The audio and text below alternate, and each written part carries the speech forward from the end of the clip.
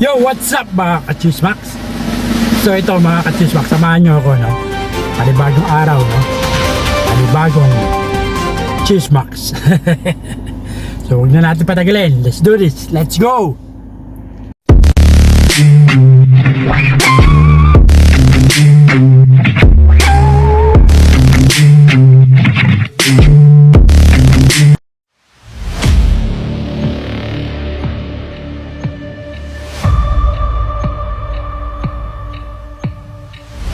I mean, hindi man lahat, pero most of the people, dumadaan sa matinding paghihirap bago nila na-reach yung mga goal nila or yung mga pangarap sa buhay. Tama? Kung agree ka, leave your comments below. Pero bakit nandyan si Coco Martin? Kasi siya lang naman yung pag-uusapan natin.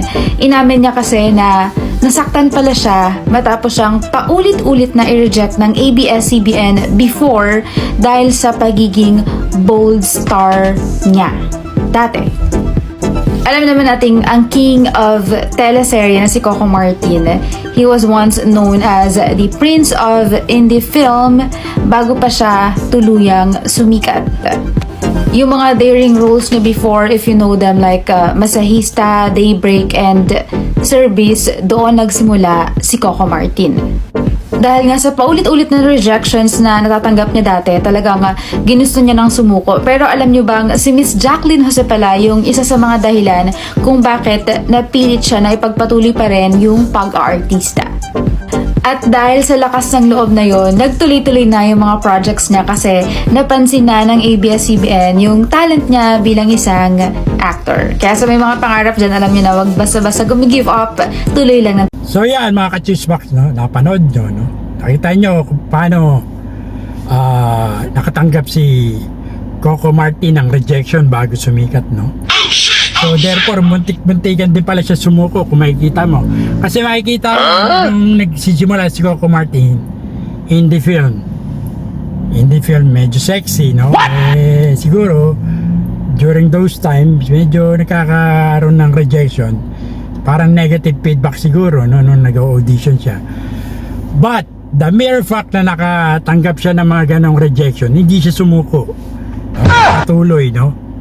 So gawin natin inspirasyon to sa lahat ng bagay na ginagawa natin, no? Sana panitiliin natin laban lang sa buhay, laban lang, no? Kagaya ni Coco Martin, kita mo ngayon tinatamasa niya ang tagumpay, no?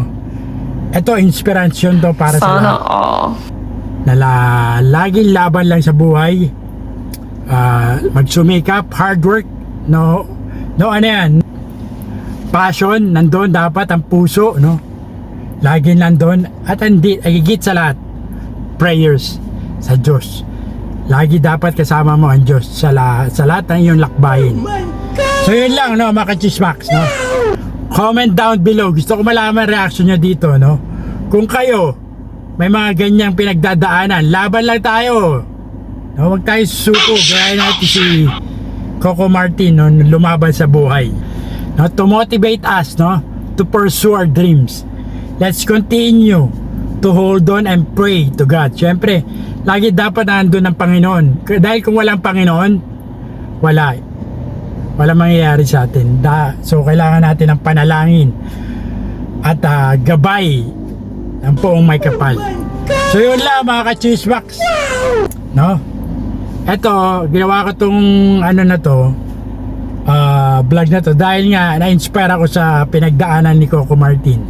Yung mga challenges and difficulties, rejection, negative comments, negative yung mga basher, no? Ang dami niyang basher up to now.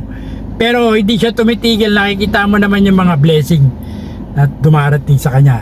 Lalo na yung Batang Quiapo, no? Tagumpay, talagang number 1. Sana So yun lang mga ka-Chismax, no? Hanggang sa muli. Ito po si Cesar Castillo Jr. nagsabing, tirahin mo na yan, baka tirahin pa na iba. Until next time, Chismax, Huerpa, peace out.